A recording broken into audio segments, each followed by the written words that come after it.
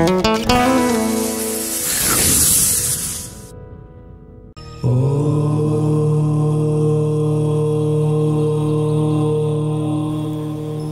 হৈছে প্ৰাচীন ভাৰতত উদ্ভৱ হোৱা এক বিশেষ ধৰণৰ শাৰীৰিক, মানসিক আৰু আধ্যাত্মিক অনুশীলন প্ৰথা বা যোগব্যায়াম।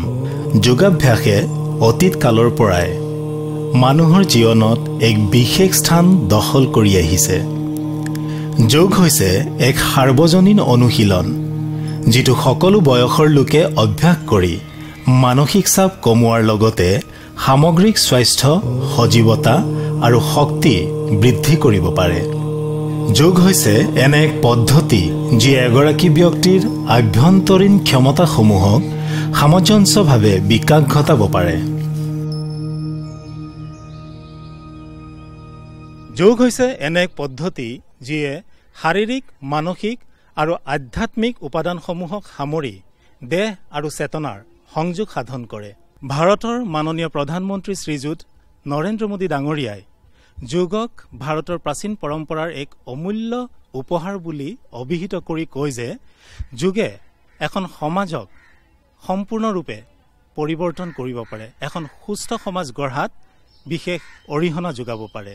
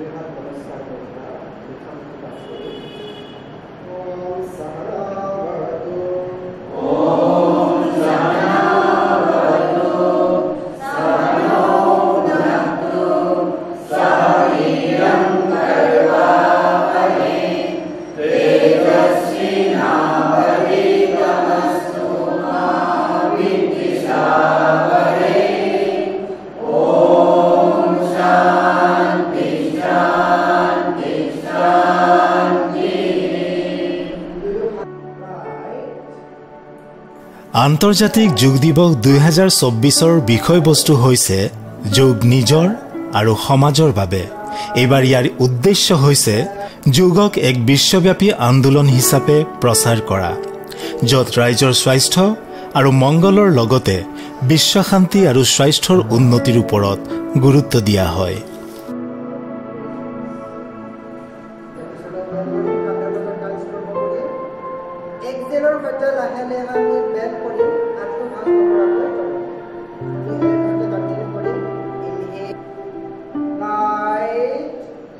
বৰ্তমান সময়ত অধিক সংখ্যক মানুহে শাৰীৰিক সুস্থতাৰ বাবে যোগ জীৱনৰ অবিচ্ছেদ্য অংগ তাক বুজি উঠিছে।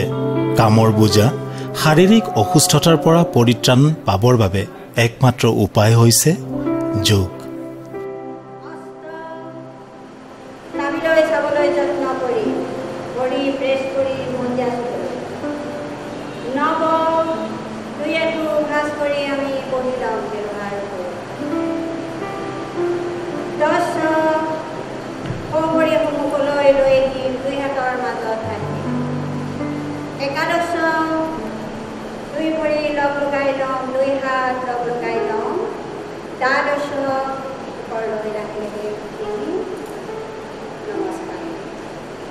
আমি সচৰাচৰ দেখি আহিছো যে এগৰাকী নাৰীয়ে বিভিন্ন শাৰীৰিক সমস্যাত ভোগে, নহয় জানো?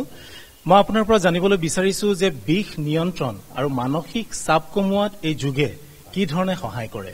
প্ৰথমতে আমি জানিব লাগিব বিষটো কিহৰ কাৰণে হৈছে। বিষ বিভিন্ন কাৰণত হ'ব পাৰে। তো গতিকে কথাটো হৈছে ধৰক এতিয়া বিশেষকে মহিলাসকলৰ যেতিয়া মাহেকীয়া বা তেনেকুৱা ধৰণৰ হয় তেতিয়াও বিষ কিছুমান হয়। তো বিষ হোৱাৰ ফলত ধৰক বা কেতিয়াবা গেষ্ট্ৰিকৰ প্ৰব্লেমৰ কাৰণেও বিষ হয়।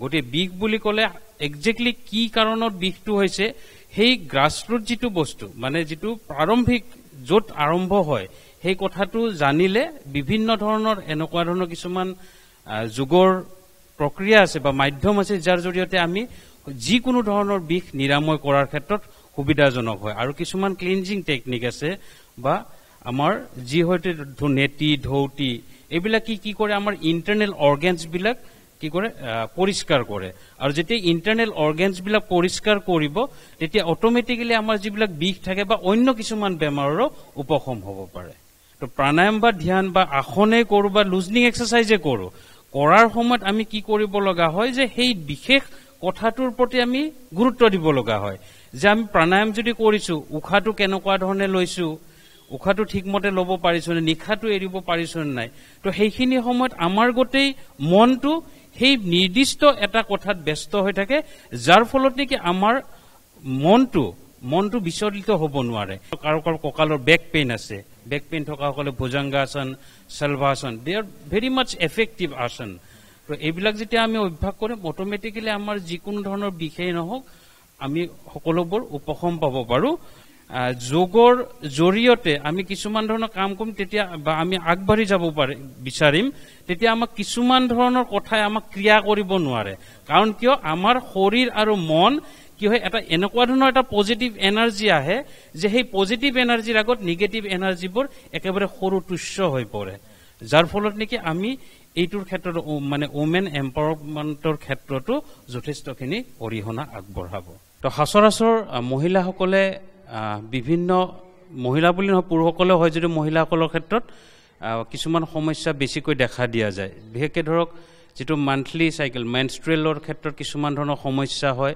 যাৰ ফলত নেকি তেখেতসকলৰ শাৰীৰিক আৰু মানসিকভাৱে যথেষ্ট ভাৰাক্ৰান্ত হয় প্ৰথমে মই আটাই ভদ্ৰাসন আমাক কৰি দেখুৱাব দুই ভৰি ভাঁজ কৰি ল'ম আঁঠু ভাঁজ কৰি ল'ম দুই ভৰি পতা লগাই ল'ম যিমান পাৰোঁ আমি গোৰহা দুটা আমাৰ শৰীৰৰ পিনলৈ আমি আনিবলৈ যত্ন কৰিম যাক নেকি পেৰিনিয়াম ৰিজনত আমি লগাবলৈ যত্ন কৰিম মেৰুদণ্ড যিমান পাৰোঁ চিধাকৈ ৰাখিব চেষ্টা কৰিম দৃষ্টি সন্মুখলৈ স্বাভাৱিকভাৱে উশাহ নিশাহ লৈ থাকিম এয়া হৈছে ভদ্ৰাসন এই ভদ্ৰাসন আমি যিমান সময় বা আমি পাৰিলে 1-2 মিনিট আমি থাকিবলৈ যত্ন কৰিব লাগে আৰু এইটো অভ্যাস আমি মহিলাসকলে প্ৰতিদিনাই কৰিলে খুব কম সময়ত যথেষ্ট সুফল পাবলৈ সক্ষম হ'ব লাহেকৈ আমি দুইখন ভৰি ৰিলিজ কৰি দিম দুইখন হাত ৰিলিজ কৰি দিম স্থিতি আমি পুনৰ শিথিল দণ্ডাসনত কিছু সময়ৰ বাবে জিৰণি ল'ম যেনেকৈ আমাৰ যিকোনো ধৰণৰ বেক পেইনৰ কাৰণে যথেষ্ট উপকাৰী আমি ভুজংগাসন স্থিতিলৈ আহিম দুই হাত সন্মুখৰ পিনলৈ মেলি দিম দুই ভৰি পতা মজিয়াত লাগি থাকিব শৰীৰটো সম্পূৰ্ণভাৱে চিধা কৰি ৰাখিম এতিয়া লাহে লাহে দুয়োখন হাত বুকুৰ কাষলৈ লৈ আহিম লাহে লাহে উশাহ লৈ শৰীৰৰ কঁকালৰ পৰা ওপৰ অংশ আমি ওপৰ উঠাবলৈ যত্ন কৰিম এই আসনৰ পূৰ্ণ অৱস্থা এই অৱস্থাত স্বাভাৱিকভাৱে উশাহ নিশাহ লৈ কিছু সময় থাকিবলৈ যত্ন কৰিম এই অৱস্থাত আমাৰ মেৰুদণ্ড পিঠিৰ মাংসপেশী আৰু পিঠিৰ তলৰ ভাগৰ যি মাংসপেশীলৈ অহা পৰিৱৰ্তন অনুভৱ কৰিম ইয়াৰ ফলত আমাৰ বেক পেইনৰ উপৰিও আমাৰ চেষ্ট আৰু লাং ডেভেলপমেণ্টৰ ক্ষেত্ৰত যথেষ্ট সহায় কৰে লাহেকৈ নিশা এৰি তললৈ নামি দিম দুই হাত ৰিলিজ কৰি দিম স্থিতি ৰিলেক্স পুনৰ আমি মকৰাসনত কিছু সময়ৰ বাবে জিৰণি ল'ম নাৰী সবলীকৰণ এটোতে আমাৰ ভাল লাগি যায় যে মহিলা সবলীকৰণৰ ওপৰত যোগৰ কি গুৰুত্ব যোগক বিশ্বব্যাপী আন্দোলন হিচাপে প্ৰচাৰ কৰা অলৰেডি বিশ্বব্যাপী আন্দোলন যোগ হৈয়ে গৈছে যেতিয়ালৈকে আমাৰ প্ৰধানমন্ত্ৰীয়ে বিশ্বত আমাৰ যোগ দিৱস হিচাপে 21 জুনটো লৈছে তেতিয়াই সকলোৱে আমাৰ যোগ দিৱসক আন্তৰ্জাতিক যোগ দিৱস হিচাপে যেতিয়া পালন কৰিছে গতিকে এটা আন্দোলনৰে সৃষ্টি হৈছে তেতিয়াৰে পৰা যদিও আমি ভাৰতবৰ্ষৰ পৰা এই যোগৰ আৰম্ভণি হৈছে গোটেই বিশ্বই ইয়াক পালন কৰে আৰু আমি দেখিছোঁ আজি আমাৰ ভাৰতবৰ্ষৰ যি যোগ তাক আমেৰিকাৰ আৰ্মিসকলেও বোলে যোগত প্ৰাধান্য দি তেখেতসকলকো ট্ৰেইনিং দিয়ে বা তেনেধৰণৰ শিক্ষা দিয়ে ঠিক তেনেদৰে ৰাছিয়াৰ আৰ্মিসকলকো যোগাসনৰ গুৰুত্ব দি যোগ শিকোৱা হয় কিয় হয় আমি গম পাইছোঁ যে যোগৰ আমি অকণমান জানিব লাগিব যোগ কোনো শাৰীৰিক ব্যায়াম বা ৰোগৰ চিকিৎসা বা তেনেধৰণৰ অতি জাগতিক কৰ্মকাণ্ড নহয়। যোগ অনুশীলন হ'ল জীৱন পদ্ধতি। যোগক অন্তৰ্দৃষ্টিৰ লগত নিহিত যোগক জীৱন পদ্ধতি বুলি কোৱা হৈছে। যেনে আমাৰ শৰীৰৰ লগত মন, মনৰ লগত আত্মা আৰু আত্মাৰ লগত পৰমাত্মাৰ যি মিলন তাকেই যোগ বুলি কোৱা হয়।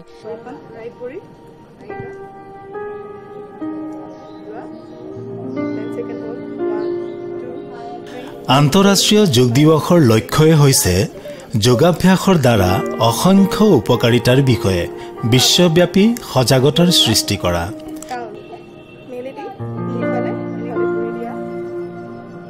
বৰ্তমান বিশ্বজুৰি মৃত্যুৰ এক প্ৰধান কাৰণ হৈ পৰা হৃদযন্ত্ৰৰ ৰোগ, কেঞ্চাৰ, ডায়েবেটিছৰ দৰে ৰোগ নিষ্ক্ৰিয় কৰাত যোগে এক বিশেষ ধৰণৰ ভূমিকা গ্ৰহণ কৰি আহিছে।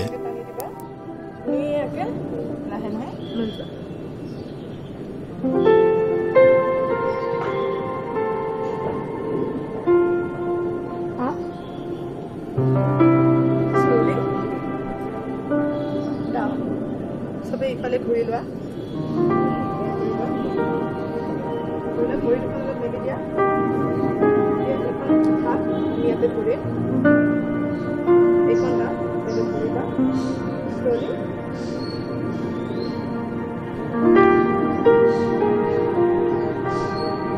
লাহে লাহে উঠিবা। এখন হাত আগত, আকৌ এবাৰ ৰাইট হেণ্ড লৈ যোৱা, left hand লৈ যোৱা, slowly down,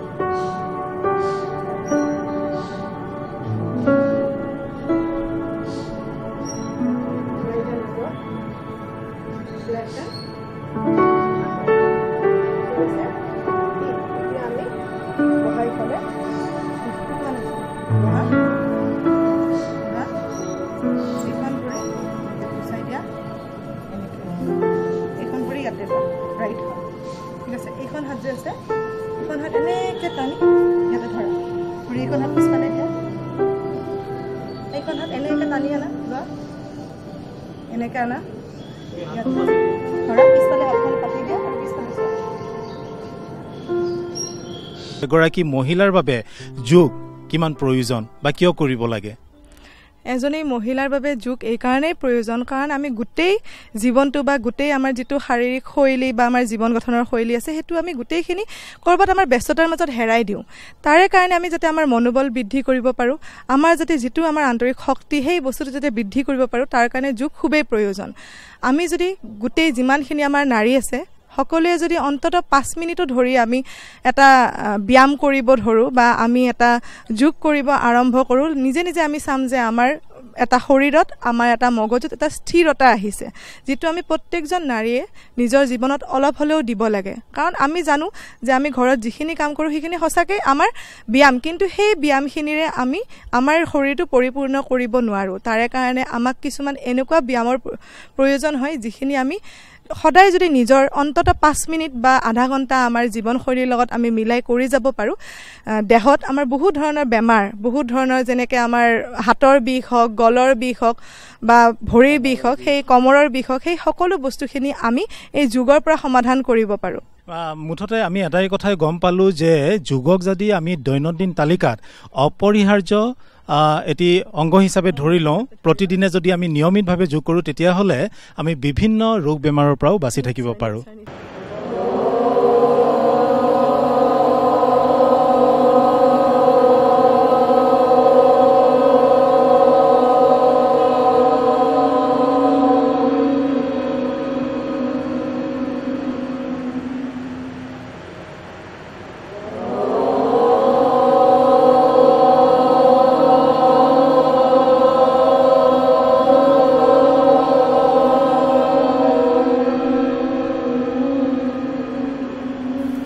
যোগ মানে শৰীৰ আৰু মনৰ বা আত্মাৰ যোগ, অৰ্থাৎ শৰীৰ আৰু মনৰ মিলন। যোগ এনে এটি অভ্যাস যিয়ে শৰীৰ আৰু মন দুয়োটাকে সম্পূৰ্ণ সুস্থ কৰি ৰাখিব পাৰে। প্ৰতিকাৰে সকলো ধৰণৰ বেমাৰৰ পৰা হাত সৰাৰ একমাত্ৰ উপায়। তেনেস্থলত নিজকে শাৰীৰিক বা মানসিকভাৱে সুস্থ কৰি ৰাখিবলৈ নিয়মিত যোগাভ্যাস কৰাটো খুবেই প্ৰয়োজন।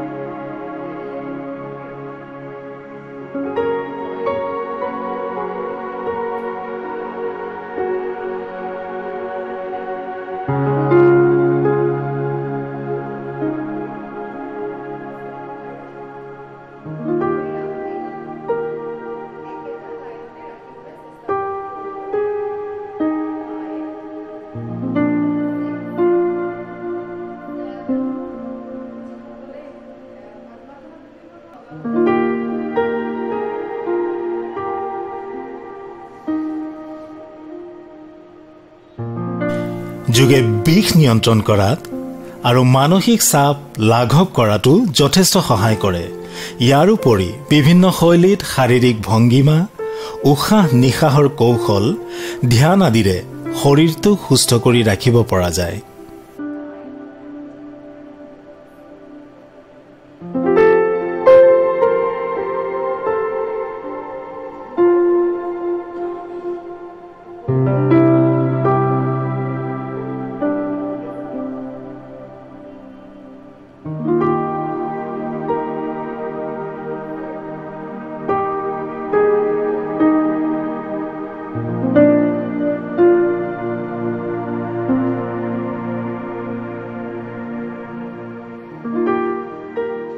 মহিলাসকলক প্ৰভাৱিত কৰা PCOS, PCOD আচলতে কি এই বিষয়ে অলপ জনাব নেকি? আৰু এই ধৰণৰ সমস্যাৰ পৰা যোগ পদ্ধতিৰে বা যোগাভ্যাসেৰে আমি কি ধৰণে বাচি থাকিব পাৰোঁ? হয়, ধন্যবাদ। প্ৰথমতে PCOD আৰু PCOS অলমষ্ট চিমিলাৰ, কিন্তু অলপমান ডিফাৰেণ্ট। কেনেকৈ ডিফাৰেণ্ট? PCODটো হ'ল টোটেলি লাইফষ্টাইল ৰিলেটেড এটা অসুখ মানে এটা ধৰক লাইফষ্টাইল ডিজিজ বুলিয়ে কয়, আজিকালি বেছিকৈ দেখা যায়। যিটো মষ্টলি হয় আপোনাৰ ধৰক ইনএক্টিভিটি আৰু জাংক ফুড, এইবিলাকৰ কাৰণে হৰমনেল ইমবেলেঞ্চ এটা হয় শৰীৰত, য'ত কেনেকৈ হয় যে আমি মহিলাসকলে মাহে মাহে এটা যে অভাৰিড মেমব্ৰেইন আছে এইটো ডিছকাৰ্ড কৰি দিওঁ। চ' ইটছ লাইক অভিউলেটিং এন এগ। কিন্তু যেতিয়া এই ইমবেলেঞ্চবিলাক হয় তেতিয়া কি হয়, সোনকালে হৈ যায়, সোনকালে মানে ডিছকাৰ্ডটো হৈ যায়, ইমেচিয়ৰ এগ ডিছকাৰ্ড হয়। চ' তেতিয়া মানে শৰীৰত বিভিন্ন ধৰণৰ অসুবিধাই দেখা দিয়ে। যদিও PCODটো ইমান আপোনাক কনচিভ কৰাত বা প্ৰেগনেঞ্চিত ইমান দিগদাৰী নিদিয়ে, সেইটো যোগাসন কৰি পেলাই আমি ঠিক কৰিব পাৰোঁ। আৰু PCOS হ'ল সেইটো মানে অকণমান বেছি কমপ্লিকেটেড, সেইটোৱে ধৰক আপোনাক প্ৰেগনেঞ্চিত অসুবিধা কৰিব পাৰে। ধৰক খাদ্যাভ্যাসত নৰ্মেল আমাৰ অসমীয়া লোকেল ফুড খায় আৰু অকণমান এক্টিভ থাকে মানুহজন, আৰু লাইফষ্টাইলটো মেইনটেইন কৰে, সময়মতে খোৱা, সময়মতে উঠা, এইবোৰ কৰে, তেতিয়াও বহুতখিনি উপশম পোৱা যায়। এতিয়া আমি আপোনালোকক PCOD আৰু PCOS সম্পৰ্কীয় এটা আসন দেখুৱাবলৈ ওলাইছোঁ, চক্ৰাসন। চক্ৰাসন কৰিবলৈ এনেই প্ৰথমতে মেটত শুই ল'ব পিঠি পেলাই, তাৰপিছত লাহেকৈ মাজভাগটো উঠাই দিব আৰু শৰীৰৰ সম্পূৰ্ণ ওজন ভৰি আৰু হাত দুখনত ভগাই ল'বলৈ চেষ্টা কৰিব। আৰু ভিতৰ ফালটো এখন গেটৰ নিচিনা নিজকে মেণ্টেলি কল্পনা কৰি ল'ব। তাৰপাছত অলপ দেৰি এনেকৈ ধৰি থাকিম আমি আসনটো, মনৰ মাজতে 1, 2, 3, 4 এনেকৈ গন্তি কৰিব পাৰে আৰু উশাহ নিশাহ নৰ্মেল হৈ থাকিব। এই আসনটোৱে বহুতখিনি PCOD, PCOS যিবোৰ চিমটমছ আছে সেইবোৰ বহুতখিনি উপশম কৰে। আৰু লগতে এই আসনটো থাইৰইড ইমবেলেঞ্চ থকা মানুহৰ বাবেও ভাল। তেওঁলোকে যদি এইটো আসন কণ্টিনিউ কৰে তেতিয়াহ'লে বহুতখিনি থাইৰইড নৰ্মেল বেলেঞ্চলৈ আহি যাব। এইটো আসন এনেকৈ বহুতে ডাইৰেক্টলি কৰিব নোৱাৰিবও পাৰে, তাৰ সলনি আপোনালোকে ডাঙৰ জিম বল বা কেতিয়াবা বিচনাত গাৰু লৈও কৰিব পাৰে। তেনেকৈ অভ্যাস কৰোঁতে কৰোঁতে ভালকৈ পাৰা হৈ যাব। লাহেকৈ নামি দিব, উশাহ নিশাহ নৰ্মেল। আন এটা আসন দেখুৱাবলৈ ওলাইছোঁ। কনচিভ কৰোঁতে প্ৰব্লেম হয়, কিছুমানৰ PCOD PCOS চিমটমছ আছে, তেওঁলোকৰ বাবে এইটো আসন খুবেই ভাল, বহুতখিনি উপশম পোৱা যায়। পিলাকুটিকেইটাত হেঁচা দি ডিঙিটো ওপৰলৈ কৰি তালুখন মাটিত লগাবলৈ চেষ্টা কৰিব, ভৰি চিধা থাকিব। সেইটো এটা ধৰণ হ'ল। অন্য এটা ধৰণ হৈছে প্ৰথমতে পদ্মাসনত বহি লৈ তাৰপাছত লাহেকৈ নিজৰ কিলাকুটিকেইটাত ভৰ দি পুনৰ ডিঙিটো ওপৰলৈ কৰি তালুখন মাটিত লগাই দি অলপ দেৰি নৰ্মেল উশাহ নিশাহ, সাধাৰণ উশাহ নিশাহ লৈ তেনেকেই আসনটো ধৰি ৰাখিব লাগে। মনৰ মাজতে অলপ দেৰি গন্তি কৰিব পাৰে, 1ৰ পৰা 10লৈ 15, 20 তেনেকৈ বঢ়াই যাব পাৰে।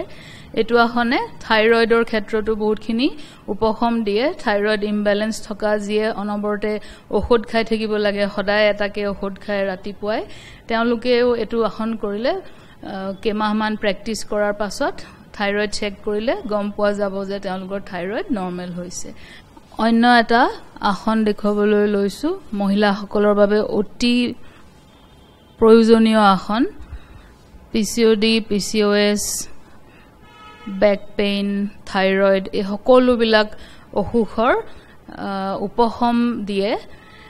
ভৰিকেইখন 2খন হাতেৰে টানি ধৰি ৰাখিব লাগে আৰু ভৰিকেইখন পিছফালে ঠেলি ৰাখিব লাগিব ধৰাৰ পাছত, আৰু শৰীৰটো ওপৰলৈ উঠাই ৰাখিব লাগে যাতে অকল তলপেটটোহে মাটিত লাগি থাকে। তেনেকৈ অলপ দেৰি হোল্ড কৰিব। উশাহ নিশাহ নৰ্মেল সাধাৰণ উশাহ নিশাহ লৈ থাকিব। যিমান পাৰে নিজকে ওপৰৰ ফালে টানিবলৈ চেষ্টা কৰিব, ভৰিৰে হাতখন ঠেলি দিবলৈ চেষ্টা কৰিব আৰু ওপৰটো দাঙি ৰাখিবলৈ চেষ্টা কৰিব। অলপ দেৰি এনেকৈ ধৰি ৰাখি লাহে লাহে এৰি দিব। উশাহ নিশাহ নৰ্মেল। মানসিক স্বাস্থ্য আৰু শাৰীৰিক স্বাস্থ্য এই দুটাৰ মাজত পাৰ্থক্য কি, আৰু যোগে এই ক্ষেত্ৰত কি ধৰণে সহায় কৰে? হয়, মানসিক স্বাস্থ্য আৰু শাৰীৰিক স্বাস্থ্য, মানে শাৰীৰিক স্বাস্থ্যটো আমি দেখিবলৈ পাওঁ কিন্তু মানসিক স্বাস্থ্যটো আমি নেদেখোঁ। সেইটো ভিতৰে ভিতৰে আমি সুস্থ হৈ আছে নে নাই সেইটো আমি গম নেপাওঁ। শৰীৰত কিবা এটা হৈছে, কিবা এটা ৰোগ হৈছে বা কঁকালটোৱে বিষাইছে বা কিবা হৈছে, সেইটো মানে দেখা যায়, কিন্তু মনৰ যিটো ৰোগ হয় বা মনৰ যিটো স্বাস্থ্য সেইটোৰ আমি মানে খুবেই সচেতন নহয়। মনৰ পৰাই আমাৰ ৰোগবোৰ আৰম্ভ হয়। প্ৰথমতে মানসিক স্তৰতে যিকোনো বেমাৰ এটাৰ আৰম্ভণি হয়, তাৰপিছত সেই মানসিক স্তৰৰ পৰাই গৈ গৈ যেতিয়া 3rd ষ্টেজ পায় তেতিয়াহে সেই ৰোগটোৱে মানে শৰীৰত দেখা দিয়ে, শাৰীৰিকভাৱে হয়।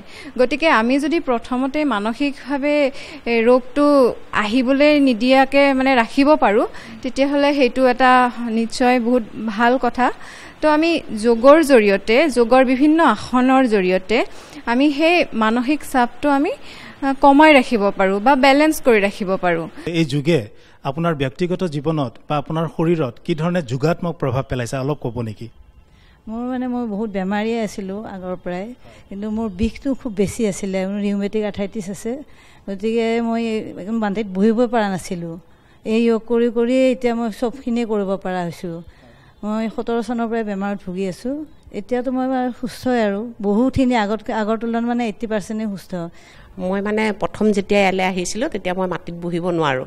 মোৰ মানে স্বাস্থ্যটো বেছি বা শৰীৰত মোৰ অকণমান কিবা কিবি অসুখো আছিলে। এতিয়া বৰ্তমান মই য়োগা কৰি নিজে তাৰমানে ইমানেই সুস্থ হৈছোঁ, মই মানসিকভাৱেও সুস্থ, শৰীৰৰো তেনেকৈ একো প্ৰব্লেম নাই, আৰু মানে এনাৰ্জি মই বহুত পাইছোঁ। সেইটো মোৰ কাৰণে বহুত মানে প্লাছ পইণ্ট। মই পটককৈ ভাগৰুৱা হৈ নাযাওঁ। যোগটো আচলতে আমাৰ মহিলাসকলৰ কাৰণে খুবেই প্ৰয়োজনীয়, কাৰণ মহিলাসকলে কি হয়, ঘৰৰ কাম কাজৰ লগতে এখন ঘৰৰ দায়িত্ব সমানে পালন কৰে, লগতে চাকৰি থাকে, বাহিৰা কাম কাজো থাকে, গতিকে সকলোখিনি সমানে চলাবলগীয়া হয়। আৰু সেইকাৰণে সেই যিটো আমাৰ বেলেঞ্চ, সেই বেলেঞ্চটো ৰাখিবৰ কাৰণে যোগৰ খুবেই দৰকাৰ, খুবেই প্ৰয়োজন আচলতে। আৰু সেই ফালৰ পৰা মানুহৰ मानसिक शक्ति बहुत खिनी पोआ जाए। मुझे साइनस का बहुत प्रॉब्लम था और वो यहाँ आके मेडिटेशन और प्राणायाम करके बहुत राहत मिला है 2 साल से। मेडिटेशन से तो मेंटली पीस बहुत ही अच्छा हुआ है। जैसे गुस्सा आ जाना ये आम आदमी की बात है और औरतों के लिए तो होता ही रहता है, फिजिकली मेंटली स्ट्रेस इतना हो जाता है। और योगा एंड मेडिटेशन करके, मेनली मेडिटेशन एंड प्राणायाम जो बोलते हैं, बहुत ही लाभ मिला है।